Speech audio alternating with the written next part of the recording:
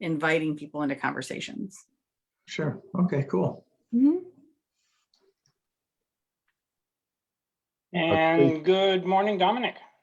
Good morning, George. How are you doing today? Good, thanks. We are live on Facebook anytime you would like to start. Okay. G, before we start, can you pronounce your name for me? I don't want to butcher it. Not me, Jiarui. Oh, Jiarui. Yeah. Jiarui. Okay. Yeah. Thank you. I appreciate that. Good. All right. I'm going to go ahead and share my screen and we can go ahead and get started.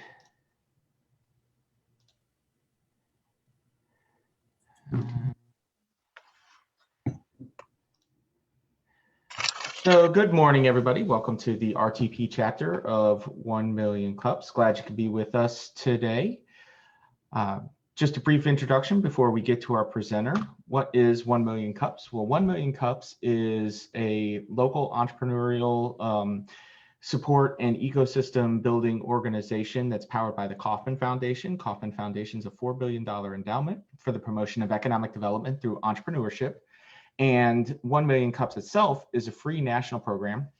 It's designed to educate, engage, and connect entrepreneurs with other entrepreneurs and resources that they need to grow their businesses. There are over 160 1 Million Cups communities across the country, and 1 Million Cups is a supportive and neutral space that is industry agnostic, and we are not a pitch environment. And the way we talk about that here is that our presenters aren't selling to the room, okay? We may do a pitch, but that's in order to critique that as part of the ask that our presenters are looking for from our community. The format that we have is we will have 1 to 2 startup companies give 6-minute presentations, followed by 20 minutes of question and answer from our community. And the way we do that is in the virtual environment, we'll break up into breakout rooms based upon the various asks that our presenter has. And the people in those breakout rooms will brainstorm quality questions and then come back and present those to the presenter and the feedback. We also, the most important thing that we ask, or that we want to find out, is what can we as a community do to help our presenter further their business and answer their questions. We love for our community to get involved. There's several ways that you can do that. One is that you can become an organizer, which is to do what we do here, help connect and build our startup community by becoming a member of the organizing team. If you're interested in being a member of the organizing team, there's many of us on the call today. I see George, Jenny, Rosalinda was here. I'm sure Terry's here. I can't see everybody because right now I've only got 6 boxes up. But if you're interested, reach out to one of our organizers and we'd be glad to share information with you about being an organizer and how to proceed with that if you would like to join us. Another thing you can do is apply to present. So if you have a company that would benefit from presenting at 1 Million Cups, you can submit your application at our website, which is www.1millioncups.com/RTP. Very easy procedure. Right at the top of the website, there's a little button that says apply to present. Click that button, answer a couple of questions. Our intake coordinator, Tracy, will get in touch with you and walk you through the rest of the process. If you don't have a company, or you don't necessarily think that 1 Million Cups would be right for you, but you know somebody who could benefit from presenting here, please let them know that we're here, invite them to a meeting, and we'd be happy to talk to them about presenting or how we may be able to help them get in contact with the resources that they need to build their business. Last but not least, you can do what you're doing here today, which is attend and provide excellent feedback for our presenter. I want to thank our community organizers. Tracy Ames, who we mentioned before, is our intake coordinator. We've got Frank Pollock, Rosalinda Cruz, and myself. George Stewart and Terry Conlon, Jenny Midgley, and Krista Johnson Sotomayor. I also want to thank our community sponsors, Muddy Dog Roasting Company, the Global Training Initiative, NC Idea, American Underground, Imperative Product Operations, Soto IP, and New York Life. I want to thank our sponsor, our presenter for being here today. We have Jiarui Li, from Innatrix, and he's going to talk to us about what Innatrix is doing for sustainable agriculture. So I'm going to go ahead and stop sharing my screen and we can get going. Moment. And okay.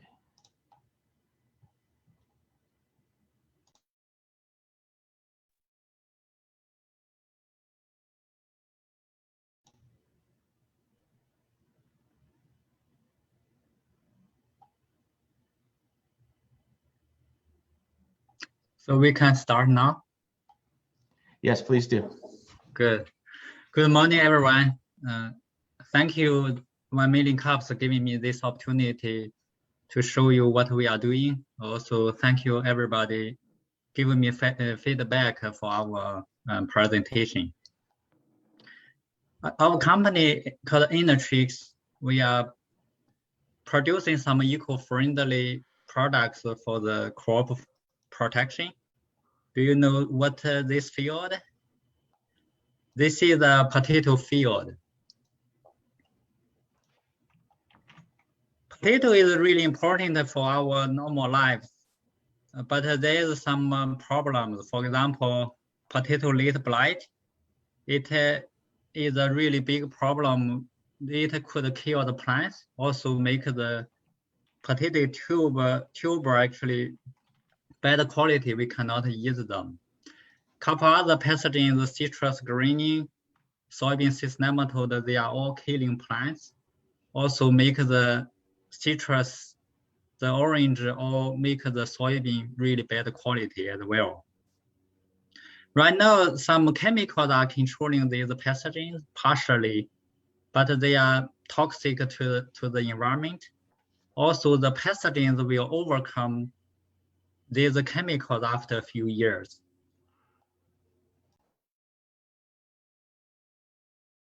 Our company is developing some protein-based biological products to control this detrimental disease. So it's eco-friendly since we don't make any toxic products. Also, we only cost us a little bit money since we are developing an automation system to do high throughput screening of our protein ligands with very little labor and also cost very little money to build up this automation system. Also, we got a patent to protect our protein evolution platform. Since our automation system plus the protein evolution platform very robust, we could manage the pathogen resistance. Our customer will be crop product distributor. Since the farmers rely on them, also they will sell the products to the farmers, so they will be our customer. Last year, we have interviewed more than 150 potential customers through NSF I-Corps program. So we figured out the ecosystem. Here we are producing protein ligands. Then we will work with the manufacturer to produce the products. Those products will be handed over to distributors. Then they will talk to the farmers and sell to the farmers. Also, we realized that some pest control advisors, researchers, and regulators, they have influences for the whole ecosystem.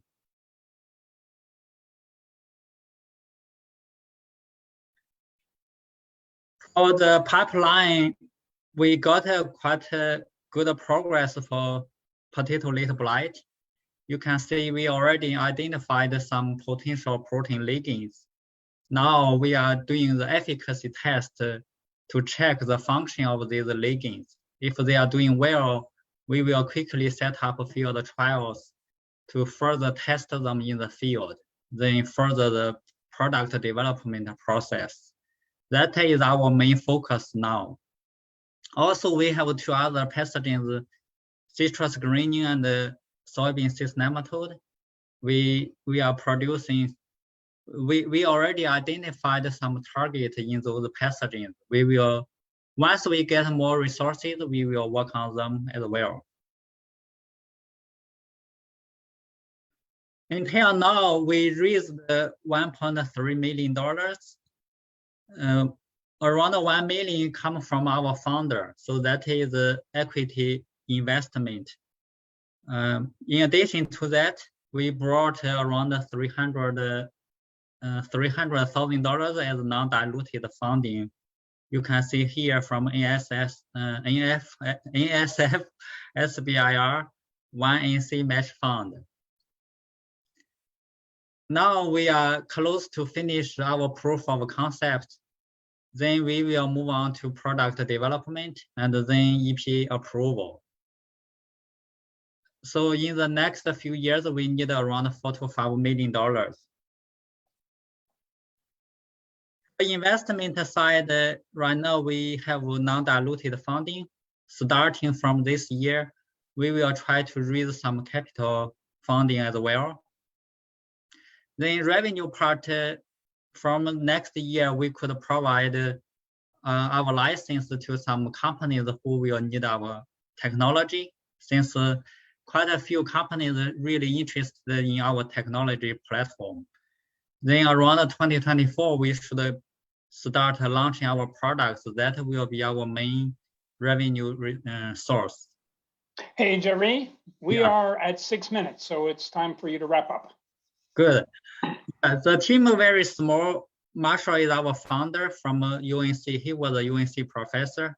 Peter is building our automation system. Madison and Ramya are new employees helping the business development. We have a very strong advisor team. Matt is our scientific advisor. John, Pam, Hey, Mike. Jiarui, it's time to wrap up. You got to go to your last slide, please. Yeah, so we have a really strong advisor team. And yeah, I'm open to any suggestions, critiques for this page. Since this page is to be used for accelerator program application, then later on could be used for equity funding. So what we're going to do, Jiarui, is we're going to go to breakout rooms. We're going to set up 4 breakout rooms. So each of you will go to a breakout room to develop some questions and some ideas in 4 different areas. So group number 1 is going to work on customer relationships. Group number 2 is going to work on channels to market. Group number 3 is going to talk about revenue streams and how to develop more revenue streams. And group number 4, or room number 4, is going to be the wild card, other ideas. So anything that hasn't been discussed. So we'll see everybody back here in 5.5 minutes.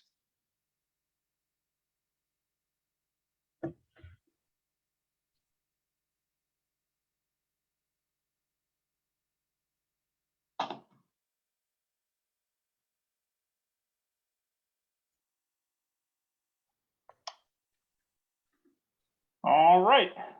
Okay. So we didn't get your asks. So I tried to say that in the beginning. Sorry, I forgot. Then I mentioned that in the last. Yeah. So very good. So it's just you and me right now. And if you're listening on Facebook, and you're on Facebook Live, by all means, if you have a question or an idea for Innatrix, please put it in the in Facebook in the chat, the comment section. So please add a comment, and we will come to your questions during the group Q&A. Oh, okay.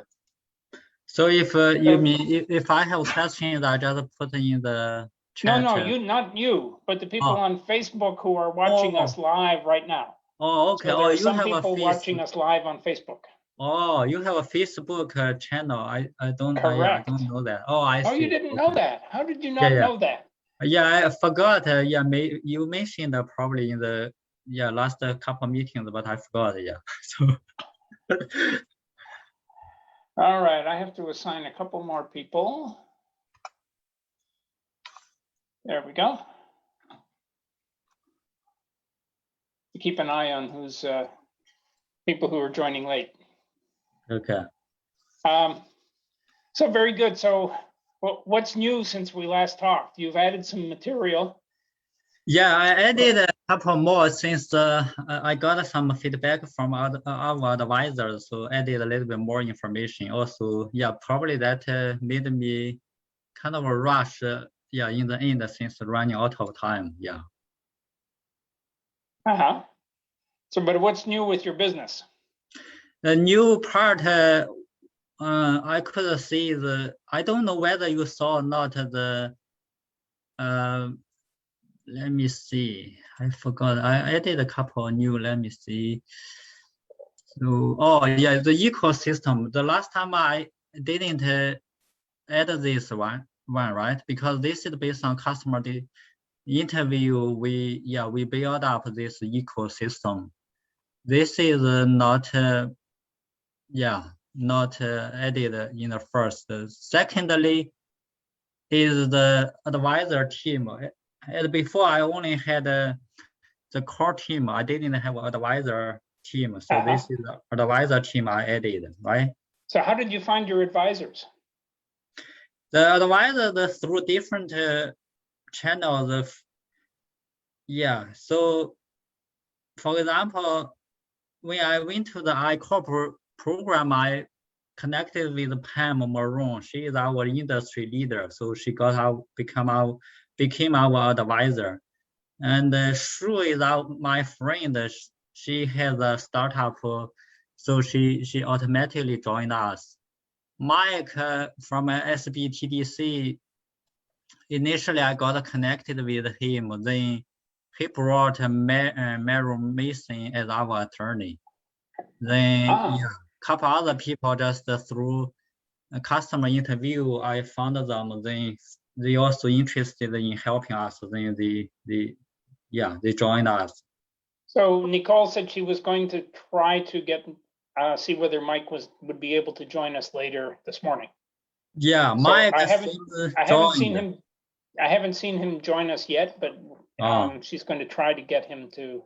Okay. And he will join us. Yeah. Overall, what do you feel this? You will probably ask later, right, for the presentation. Well, the one thing that I would say is, if you're doing a pitch, the timing is critical. Yeah, right. So we were a bit soft on the time. Yeah. But if you're doing a pitch and you have 4 minutes, which is typical to do your pitch, you don't get 4 minutes and 5 seconds. You get 4 minutes. 4 minutes, just 4 minutes. And if you rehearse anything with your presentation, is rehearse to finish on time without being rushed. Yeah, right. So just do it in front of your PC and over and over and over again with a clock beside you until you can do it in 4 minutes without rushing. Yeah. So that's the one thing to practice if you're doing a pitch in a formal environment. This is a supportive environment. If you're doing a pitch, it's a competitive environment. So people care about those things. Yeah. So this is a little bit of practice, but it's important to get your message done in time and get all your message across, because very often your message doesn't get wrapped up until the end. Yeah, right. Yeah. And so I think that's really important. Yeah. So the other thing I would suggest is perhaps not closing with your advisors, because that's kind of it's not an exciting thing. So find something exciting to close with. Yeah. Everybody's coming back. Okay. Everybody's coming back.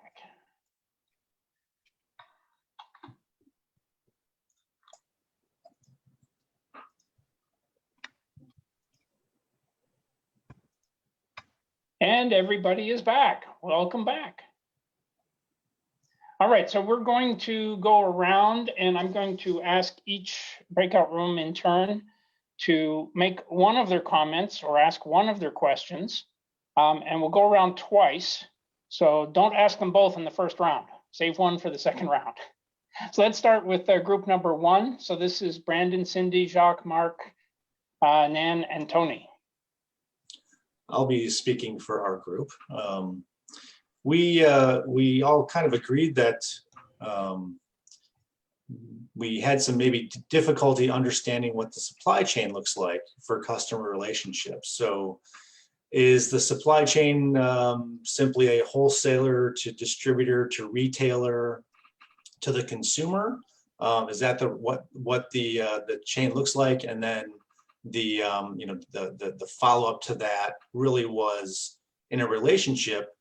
Could you perhaps couple with a equipment manufacturer for the delivery system? So that may be the heart of the question for relationships. Yeah, Mark, this is a great question. Yeah, yeah, as you mentioned, our supply chain mainly we are our customer will be crop product distributor. So we will work with them, probably sell our products to them. Then they will sell to the farmers. And how to maintain the relationship?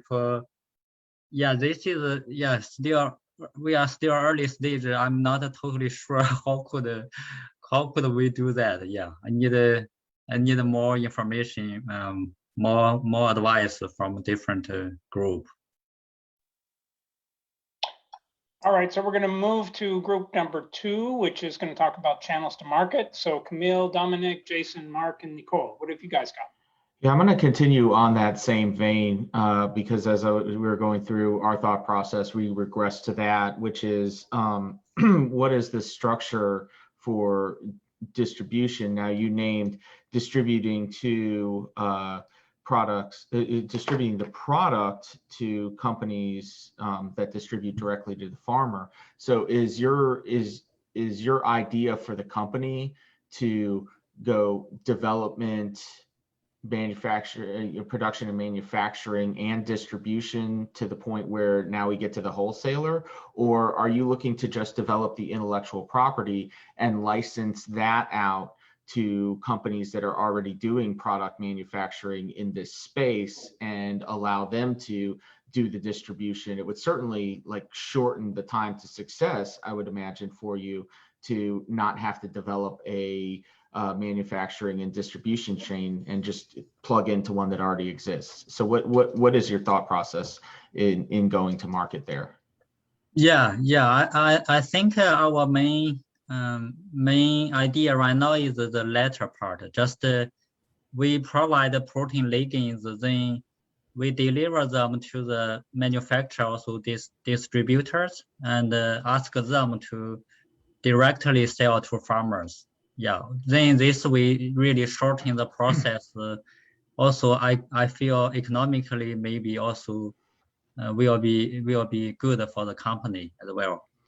So ultimately, your customer is the company that's manufacturing products for these farmers, not necessarily the farmer themselves. Right. Yeah, that's right. Okay, excellent. All right, so now that we've talked about channels, let's talk about revenue streams. So Dwight, Jenny, Michael, and Jin, what have you guys got? All right, well, that answer totally debunks our plan. Because if you were going through the manufacturing process, then we were talking about other revenue streams being, potentially school systems and small urban farms and community farms where there may be larger margins for them to invest in a product that they can use like yours. That was our thought. We were also kind of confused as to how it actually, at what point in the growing process is it used? We weren't is it from it's a GMO thing, so it's at seed, or is it applied, or? Yeah, yeah, that's a great question. Yeah, I didn't mention that part. We will not go to the GMO approach since it takes a really long time, at least 10 years. In general, around 13 years, $100 million to develop one product. So we try to avoid that path. Then we will try to develop a product that could spray on the plants. So generally speaking, around 4 to 5 years, cost $4 to $5 million. So shorter timeline, also with less money, we can develop products to the market. Yeah. Okay. All right, so let's move on to the other ideas group. This is Brett, Chase, Gregory, Josh, Mike, and Ted.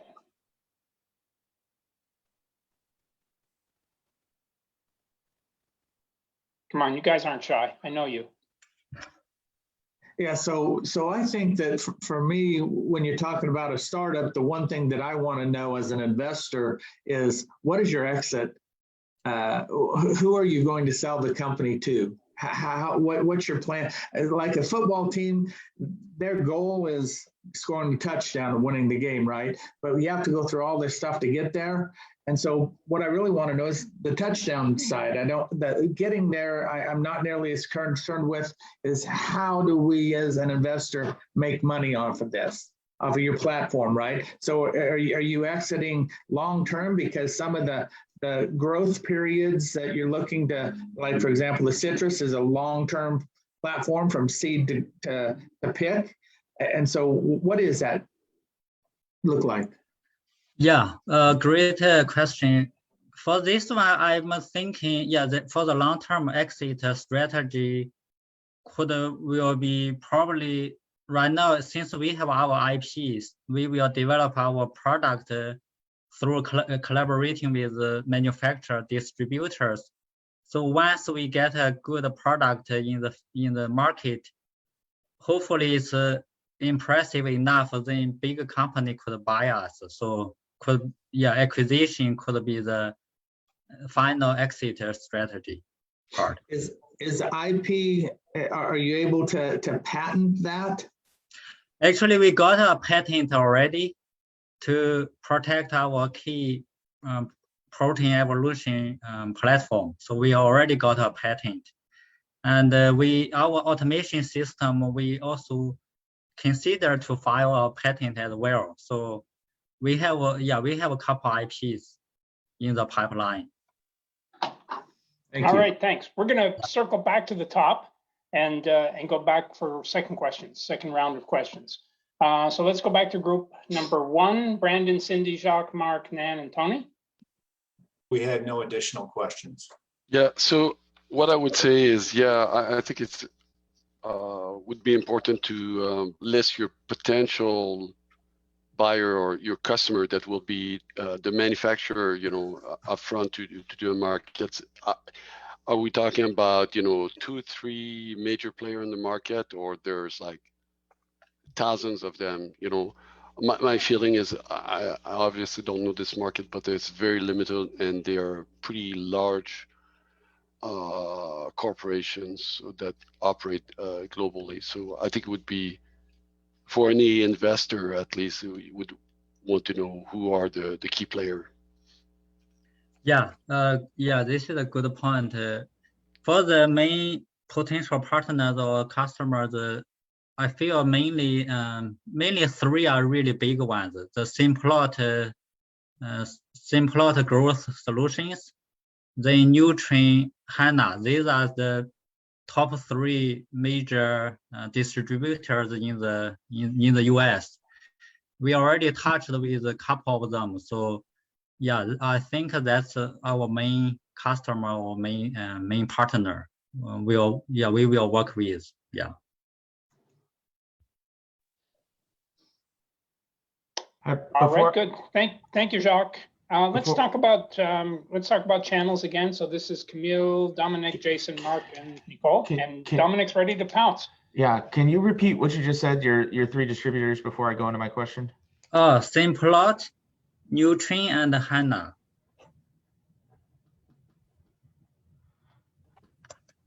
And these are distributors, or are these also manufacturers?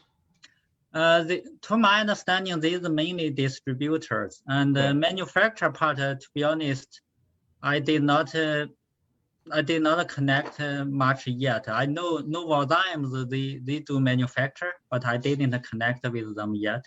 Gotcha. So one thing that we think is going to be important for you to determine your manufacturing channel and understanding how you get to market is understanding what your corporate philosophy is.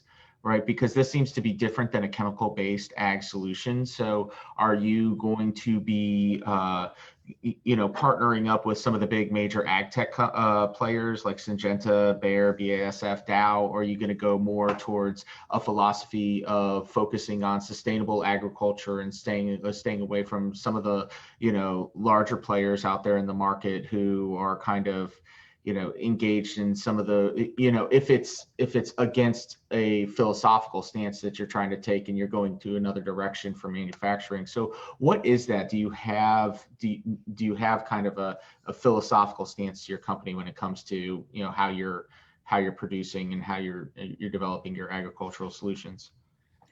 Yeah, to develop our agricultural solutions, actually, we probably may not want to work with the big chemical companies like you mentioned, the Syngenta, BASF, or Bayer. And because they mainly producing the chemical solutions. That route is what we are trying to avoid. So we try to probably collaborate with some biological companies like Novozymes and AgBiome. Those companies really mainly focus on the biological solutions. Will be more eco-friendly solutions as well. So we try to connect and probably work with them. Gotcha. Good. Okay. So Good, thank you. So let's, oops, we have somebody else from group 2. Yeah, just one more quick question, if I could. For example, where we live, the farmers would average probably 55 acres of corn, a yield of 55 bushels per acre of corn. We did irrigated corn back there. And so how much of an increase do you think this platform would have on say, for example, a cornfield is for the yield? Yeah, for the yield part, to be honest, we still I will learn you from that. And from my understanding, if you could increase the yield 5% or 10%, that could good enough for the farmers to adopt your technology. So that is my right now the naive thought. If we could increase 10%, probably it will be attractive for the farmers.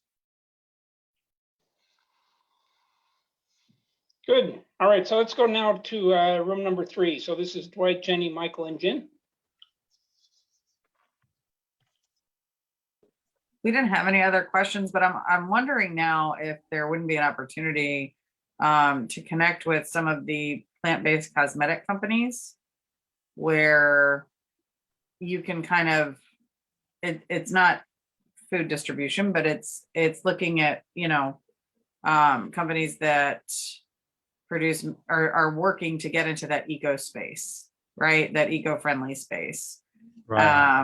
And are looking at non-chemical ways that, they're growing their own plants, they're doing their own agriculture, where they're sourcing it from, and kind of getting in from that angle. Yeah, so you mean Jenny, you mean plant-based companies doing the food part, right? Cosmetics and skincare and non-food products, okay, but that are still plant-based. Oh yeah, right. Yeah, that is a really important area. But based on our limited resources, we probably may not want to go to that area, since we mainly try to provide some eco-friendly crop protection products to the farmers. I think maybe just a general comment, across our group is we with the exception of maybe Dwight, who's got some history with this through I-Corps, we had some challenges really just even like understanding the application. It found it maybe the pitch to be a little technical compared to kind of what we would typically expect to see.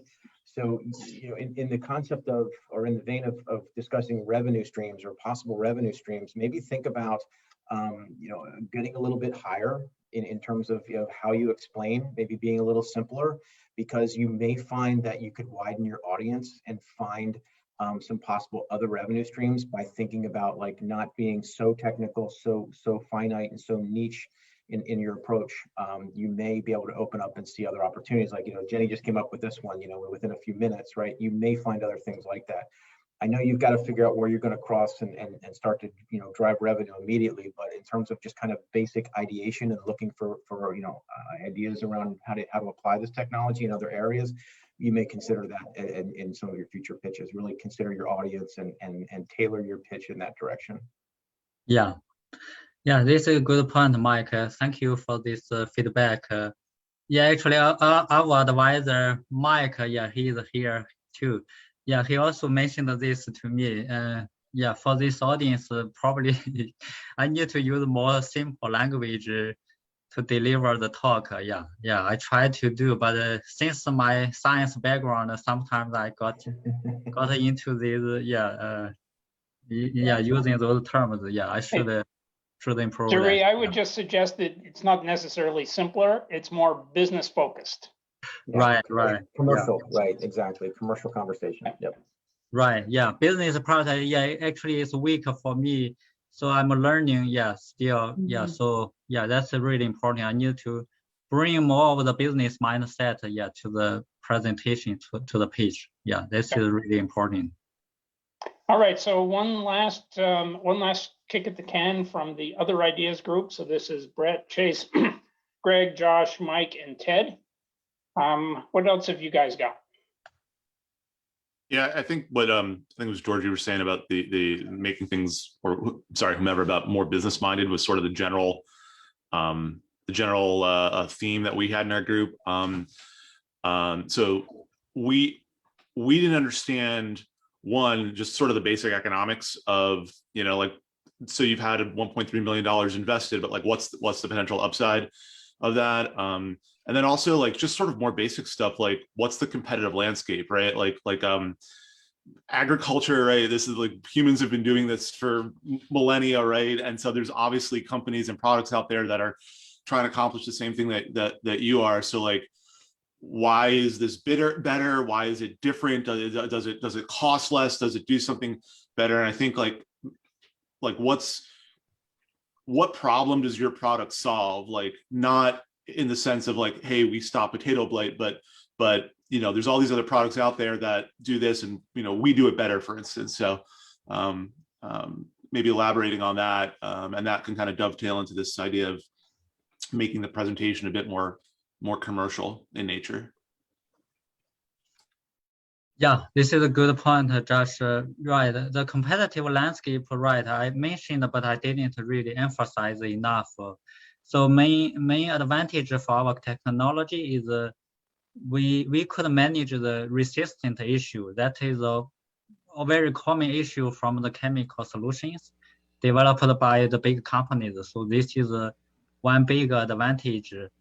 And also a couple other things, like the cost will be less since we have an automation system. And eco-friendly is for sure, since this is not a chemical, it's a biological solution. Yeah. So I would suggest to get these three facts, about the effectiveness and the cost into, quantitative measure, quantitative numbers, not, and, as a potential investor, say, yeah, seems like a good guy, I trust him, but give me a number, give me what's the effectiveness percentage-wise, and what is the cost percentage. You don't have to be right at this point. It can be fine-tuned as you go through your qualification process, but at least what is your target goal when you hit the market?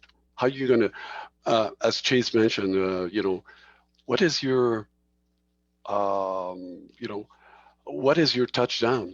How are you going to define success at the end in terms of percentage of effectiveness and cost reduction? Yeah, right. These are right. Great points. Yeah, I will try to figure out. These critical points. Yeah. If I could jump in with just an idea here as well. I think several people have touched on this, like really what's the market that you're looking at? What's the potential? What's the problem you're solving? How much revenue will that generate for you? what Jacques just talked about as far as what you're able to do. One other thing that I saw in your timeline, you had what to me the FDA approval looked like a very short timeline. The FDA works very, very slowly. I've worked in that industry. I was in a company where we did toxicological testing with pharmaceutical and chemical industries. And, to me, I think your projection on FDA approval is very slow. This is not a COVID vaccine that's going to be pushed by everybody. So that's something you need to build in there as well. And I think that needs to be stretched out and lengthened a little bit. Yeah, great Yeah, and input, also, Ted. why- Thank you. why is We're going FDA to, approval needed? hey guys, Jiarui is going to stick around after the meeting for a chat around the virtual lectern and unmoderated chat. So the official Q&A is over. Dominic is going to take us now to community announcements. We'll wrap up the meeting, and then we'll have a just talk to Jiarui afterwards. So Dominic? Yes, thanks, George. I appreciate that. Community announcements is an opportunity for members of our community to share new resources, share events coming up, grant applications that have come open, other things that entrepreneurs and startup founders would be interested in, different networking events, things like that. I'm going to reiterate what we ask for at the beginning of our meeting every week, is that if you know somebody who would benefit for presenting at 1 million cups, we would love to be introduced to them, bring them to a meeting, and we'd love to see how we can help. You are the lifeblood of our introductions and funnels to presenters. So for us to conduct these meetings on a weekly basis, we need to be introduced to more people who are willing to and able to give presentations. So, if you can help us out with that, we would be very, very appreciative. Now, understand Nicole has an announcement. Nicole, you want to go ahead and share? Yeah, hi, everyone. Good morning. A great group of people. Thanks so much for being here and for providing your time. We know how valuable time is, but also how valuable the feedback is from people like you, because I personally, we work for the SBTDC, the Small Business Technology Development Center. Some of you might be familiar with our services. We are a center that is funded through the SBA, Small Business Administration, and the system universities. So we are a North Carolina-based center with about 100 staff members, and we assist in all parts of furthering a business. We provide advice, counseling, and strategic placement to small businesses around the state. We have a really wide range of how we assist. Very early on, we can do, incorporation. Is this really a right business case? Yes or no? Then stepping up into transition, everything, HR, accounting, succession planning, manufacturing. So really the whole gamut of business. Personally, I oversee a team that does technology commercialization. So our team of 5 members, we focus particularly on businesses that have some sort of intellectual property attached to their business model. So often a high risk, high return, and arising out of the universities. I'm really impressed by you all, and particularly also being an RTP. Like I mentioned before, we have offices all around the state, each of them co-localized with the university. So we are employers of the university. In my case, I'm at NC State, but we have also an office at UNC Chapel Hill, or again, NC State. We don't have an office at Duke, but we work very closely with Duke. And also here is my colleague, Mike Carnes, who is, maybe Mike, just 2 minutes, speak about you and your specialty, and maybe also mention John's specialty for a second. Sure, I can do it in 20 seconds. My name is Mike Carnes. I'm a member of the tech commercialization team. My focus is on assisting companies that are raising equity capital and run a program called Becoming an Investor Ready Entrepreneur for the SBTDC. We have a website, you can check it out. We also have a colleague on the team named John Uveri who works with companies that are raising SBIR and STTR capital. But we're all the members of our team are kind of cross-trained on these different funding mechanisms and helping companies to better articulate their strategies in order to raise capital. And I put our website on the chat. It's a pretty complex organization, but all our services are free and confidential. Again, they are paid through taxpayers' dollars, so accessible to either clients who need to further the business, but also partners that want to be involved in anything we're doing. So looking forward to hearing from you. Excellent. Thank you, Nicole. Do we have anybody else who has an announcement they'd like to share with the community? Mark? I'm just going to put all the information in the chat there. It's another fish fry this weekend or Friday night, as well as a canned food collection. It's gonna go to a place in Southern Durham. Excellent. Thank you very much. Brett, anything going on at the Blue Note? Yes. Good morning. Good to see you all again. I host Brett's Open Mic. I'm Brett. Didn't have a really clever, creative title when I started 24 and a half years ago. Didn't think we were going to be around quite this long. But we are. And we've been back, even with COVID, we've been very careful about how we do things, socially distanced. But we're at the Blue Note Grill Wednesday night tonight.